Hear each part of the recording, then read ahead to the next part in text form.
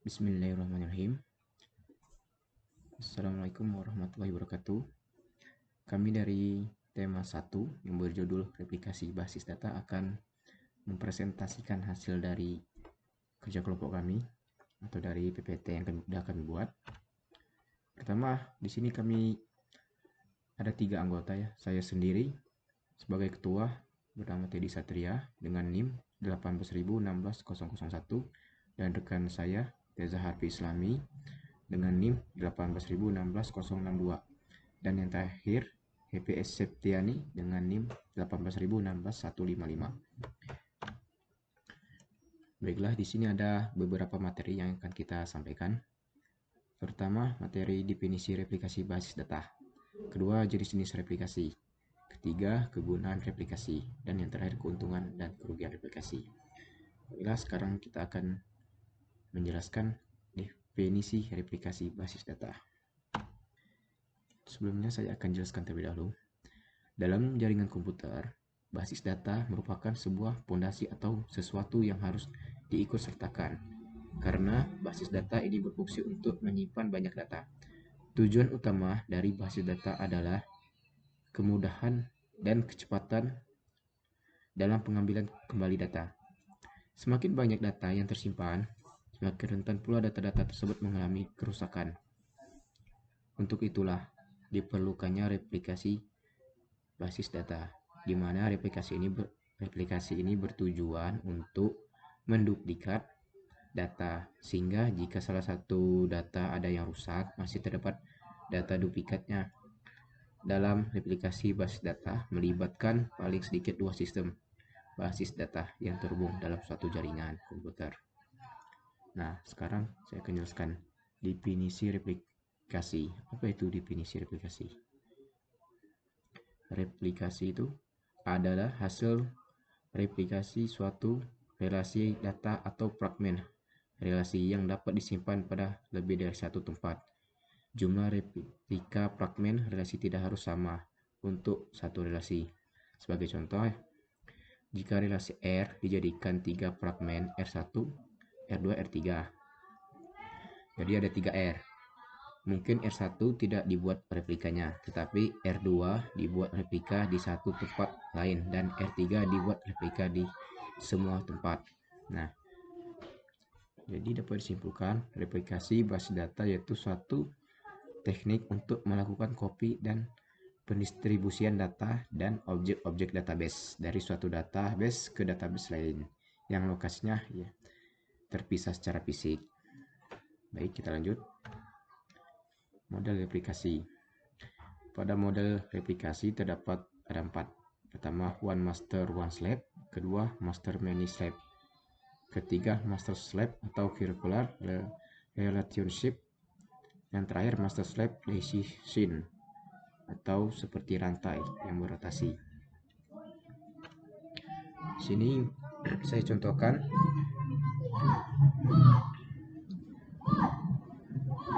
pertama, one master one slave. Saya akan contohkan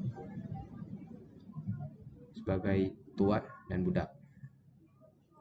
Yang pertama ini satu tuan hanya bisa satu budak, dan yang kedua satu tuan bisa banyak budak, dan yang ketiga hubungan melingkar antar budak, dan yang terakhir tuan dan budak dia seperti rotasi rantai yang saling terhubung satu sama lain. Berbeda dengan yang master slave circular relationship, dia hanya bisa 2 komputer. Oke, kita lanjut ke jenis-jenis replikasi.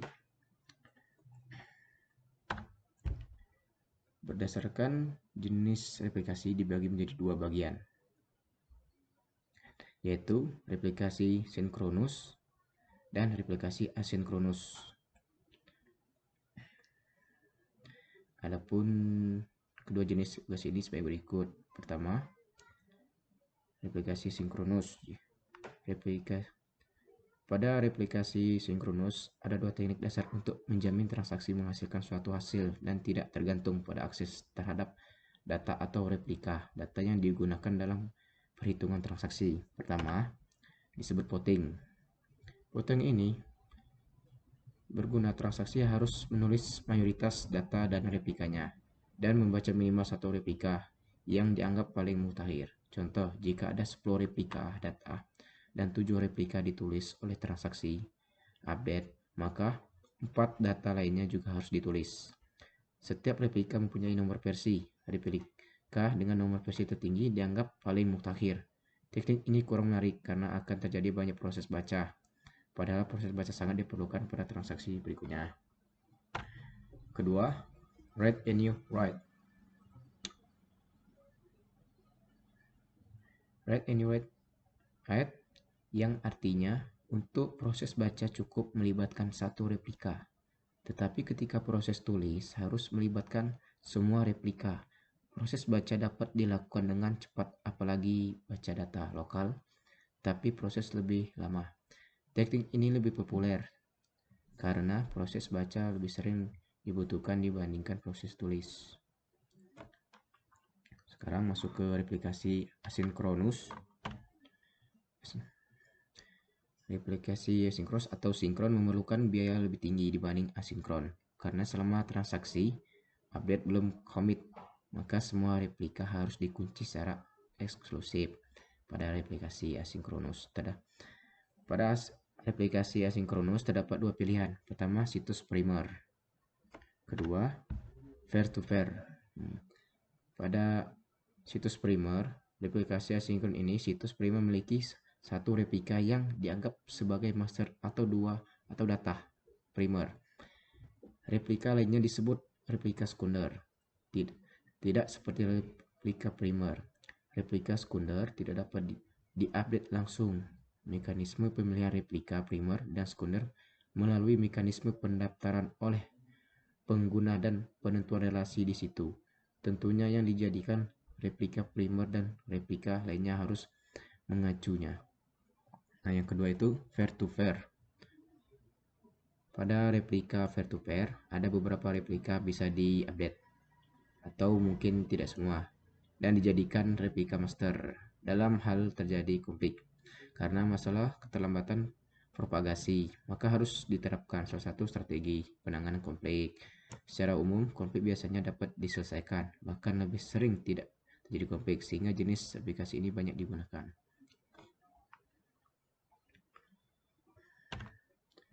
Lanjut ke metode replikasi. Metode replikasi dibedakan menjadi berapa ya, Kak? Nah, berdasarkan metode replikasi ini dibedakan menjadi 4 metode, yaitu snapshot, transitional publication with update subscribe, dan merge. Pada snapshot itu mengcopy semua data dari artikel ke subscriber, mengabaikan data yang telah dimodifikasi subscriber, atau subscriber menjadi read only. Network bandwidth yang dibutuhkan sangat besar, mudah implementasinya, proses copy artikel terjadi dalam satu waktu.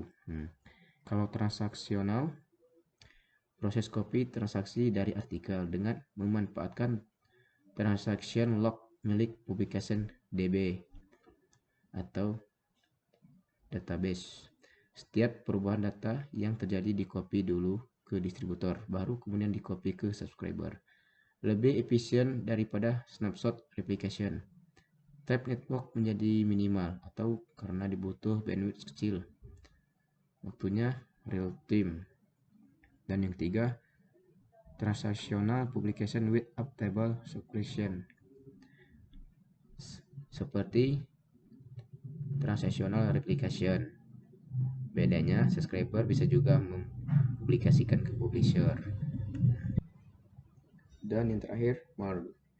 Publisher dan subscriber berhak untuk melakukan publikasi secara independen. Publisher bisa mempublikasikan datanya ke site-site lain.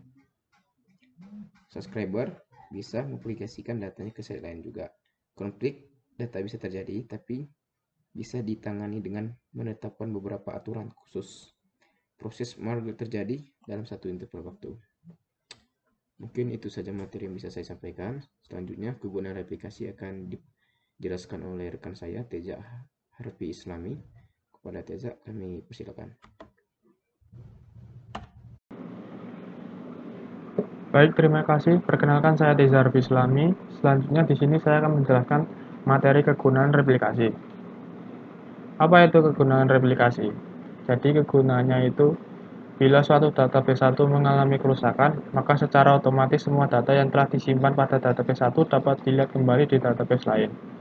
Selanjutnya, pada konsep replikasi ini, membuat backup dengan menggunakan replication memungkinkan didapatkan backup yang sempurna dari suatu database MySQL yang besar dan aktif tanpa melakukan penghentian dari server yang bersangkutan. Sebelumnya, pada replikasi ini merupakan bagian dari MySQL. Konsep ini merupakan konsep teknologi yang unik, karena secara otomatis segala perintah yang ada pada database 1 akan tersimpan pada database lain. Sehingga bila kehilangan data pada database 1, database masih tersimpan rapih di database lain. Pada metode alternatif replikasi MySQL menjamin backup sempurna tanpa harus menghentikan server tiap hari. Nah, pada replikasi ini merupakan konfigurasi sistem di mana server MySQL yang dalam hal ini dinamakan master dapat menyimpan data dan menangani permintaan pengguna. Sementara server MySQL yang lain yang dinamakan slave server berisi kopi dari data master dan melakukan semua SQL statement yang mengubah data dari master setelah master melakukannya. Dengan demikian, backup dapat dilakukan secara periodik, misalnya seminggu sekali, pada server slave untuk mendapatkan backup yang sempurna. Setelah backup selesai, replikasi dapat dijalankan lagi dan slave akan secara otomatis melakukan query yang dilakukan master pada saat slave dimatikan. Gimana kalau tidak ada replikasi backup ya kak? Tanpa replikasi backup akan memperlambat sistem dan ada kemungkinan data yang tidak konsisten, karena bisa saja satu tabel berubah, sementara tabel lain yang berhubungan tidak berubah dan sedang di backup. Yang kedua, ada manfaat dari penggunaan replikasi. Nah, mungkin teman-teman bertanya, lalu manfaatnya apa ya adanya replikasi database?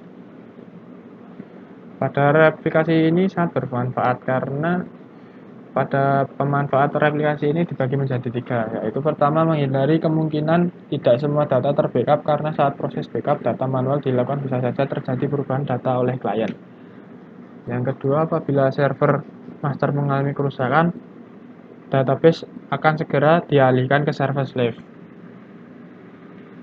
Yang ketiga, replikasi master slave berlangsung secara real time di mana setiap perubahan pada data server master akan otomatis berubah pada server slave.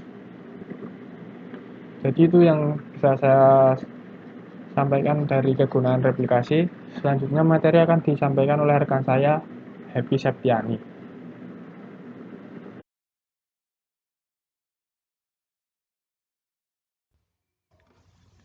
Baik, terima kasih. Perkenalkan, di sini saya Happy Septiani akan menyampaikan materi yang terakhir. Semoga materi ini bermanfaat untuk teman-teman sekalian. Materi yang akan saya sampaikan yaitu keuntungan dan kerugian replikasi.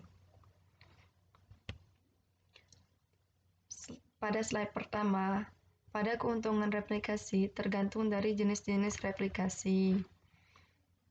Tetapi pada umumnya, replikasi mendukung ketersediaan data setiap waktu dan dimanapun diperlukan.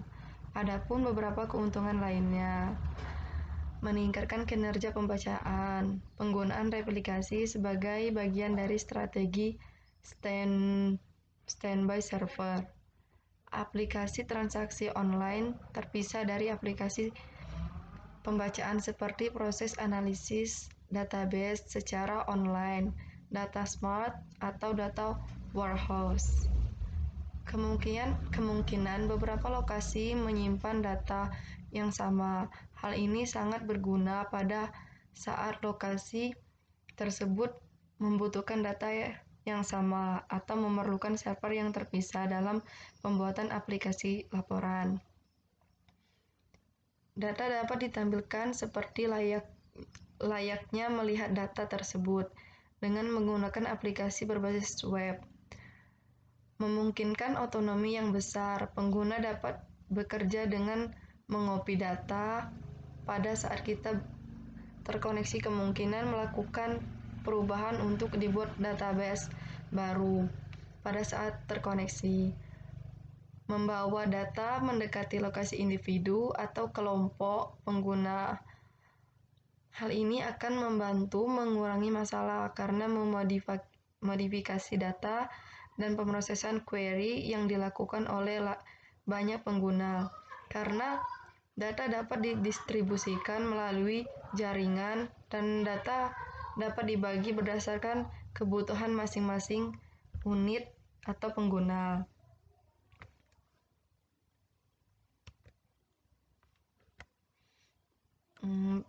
Pada slide kedua, dari keuntungan tadi, terdapat juga kerugian pada replikasi tersebut. Adapun kerugian replikasi diantaranya kompleksitas adalah adanya pekerjaan ekstra untuk mematikan multisistem yang terpisah. Kemudian ekonomis adalah semakin tinggi kompleksitas infrastruktur, semakin ekstensif dan keamanan harus terjamin. Mungkin itu saja penyampaian materi terakhir dari saya. Saya kembalikan ke ketua kelompok. Terima kasih. Baiklah, terima kasih kepada Saudari Happy Septiani yang telah menyampaikan materi terakhir. Mungkin itu saja yang bisa kami presentasikan. Jika ada kesalahan, mohon diluruskan. Akhirul kalam. Wassalamualaikum warahmatullahi wabarakatuh.